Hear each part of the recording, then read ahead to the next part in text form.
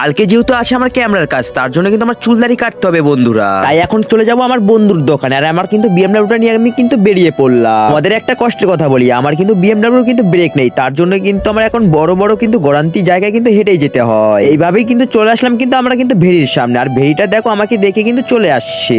অন্য দিনের মতন কিন্তু আজকে আমার কিন্তু ভেড়িটাতে ডাকতে হলো না। যাই হোক, অনেক কিন্তু খুশি হয়ে গেলাম আমি। অবশেষে কিন্তু আমি ভেড়িটাতে উঠে পড়লাম। এখন কিন্তু এই পার থেকে আমি ওই পার যেতে হবে। এটা ছাড়ার সঙ্গে সঙ্গে দেখো এই বান্দরগুলো কিন্তু একদম তেন্দরগিরি চালু করে দিয়েছে। আর তোমরা যারা এই ভেড়ি থেকে এরকম লাভ দিয়েছো ছোটবেলায় আমাকে কমেন্টে জানিও। ফাইনালি কিন্তু আমি চলে আসলাম ওই পার থেকে এই পারে। নৌকাওয়ালা ভাইটাকে কিন্তু আমি 5 টাকা দিয়ে দিলাম। আমার বন্ধুর দোকানটা অনেক দূর হওয়ার কারণে কিন্তু আমার কিন্তু বিএমডব্লিউটা নিয়ে যেতে হচ্ছে। অবশেষে চলে আসলাম আমার বন্ধুর দোকানে, এসেই কিন্তু আমার বিএমডব্লিউটাকে পার্কিং করে দিলাম। আর এ কি, আমার বন্ধু কিন্তু আগে থেকে কিন্তু একটা কাস্টমারকে কিন্তু বসিয়ে রেখে দিয়েছে। আর আমার বন্ধুর দোকানটা দেখো ছোট হতে পারে, কিন্তু কাজ কিন্তু ওর কিন্তু চমৎকার। আমার বন্ধুকে বলছে আমার লাইন কখন আসবে। খুশির কথা কি, এরপরেই কিন্তু আমি পৃথিবীতে সব সহ্য করে যাই, সেলুনে কিন্তু এসে বসে থাকাটা না। আমি কিন্তু শয়তানের নাম নিয়েছি, আর শয়তান কিন্তু আমার কাছে হাজির হয়ে গেছে।